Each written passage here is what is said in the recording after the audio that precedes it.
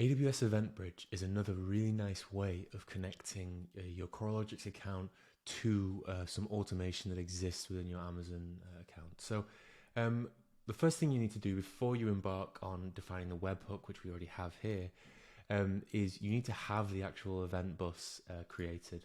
So you can do that inside the inside your AWS account. I've got one here called my custom event bus. That's going to do the job.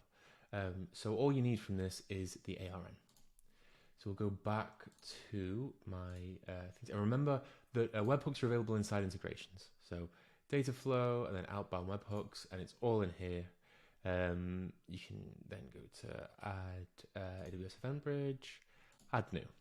So give it a reasonable name. I'm going to call it EventBridge, and then we'll say Chris Alerts. The ARN that we just copied from our existing event bus. The role name can be anything really. We'll just call it that. Detail type.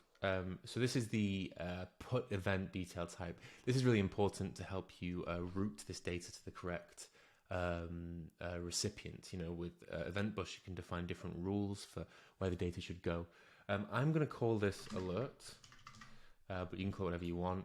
Likewise, the source will give you is a really useful way to route the data as well. The default there you'll see is com.coralogix. I think it's pretty good. It shows where it came from. It's kind of useful. So I'm going to go with that. If you have multiple Coralogix teams or accounts, you might want to call it something else, but that's just an example of what you can do. So when I click next, we've seen this before in the other videos in the course, but this will show you a screenshot of what one should expect from the CloudFormation screen. If I click continue, it opens up my AWS account with a predefined stack. The stack is pulled from here, and we can see this module create a role with an inline policy to allow Coralogix to send events to an EventBridge bus. This handles the permissions and everything for you. Here's the name of the stack, here's the region, the event bus ARN. It's very important you don't mess around with these values once you inputted them into Coralogix. So if you want to change anything here, what you do is you go back to this and you amend the values and click next again, and that will generate the correct value for you. Much better than messing around with it in here. Just that will guarantee that nothing else will nothing will change undesirably. And you may want to select the custom IAM role as well if you have different permissions there. So once again, you're going to click I acknowledge this. CloudFormation might create IAM resources, which it will. You can actually set a custom Coralogix account and a custom Coralogix role. This is very, very useful if you have specific roles for Coralogix to use and specific AWS accounts that Coralogix uses as well. So we click create stack. And this is going to actually create the stack for us. Now, while this is happening, we can go back to our UI.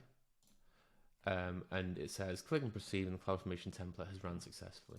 Now that's going to create, it'll take a few moments. AWS takes a little while to actually put all this together. So I'll explain what you can do with this stack once it's been created. So we can actually just click continue here. It's not the end of the world. And you can see that we have the ability to actually customize exactly what we'll send. Again, I'll leave this as a default, but it's something to keep in mind if you want to keep the message clean and simple that's going to your event bus. So click save there. Now we can define some alarms that this will invoke. So if I pick our 300 ms alert again and click done, we now have our webhook set up, and the alarm now has EventBridge connected. This is really nice, actually. It's just only a few clicks, super simple, not really complicated at all, actually. And the EventBridge has already been created as well.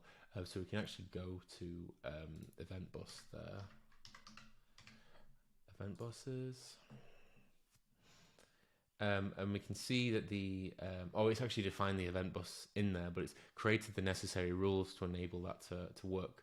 So really, really simple, really straightforward. Running through essentially an automated process inside Coralogix to connect Coralogix to Amazon EventBridge, but that's going to make it really easy for you to then push to downstream automation.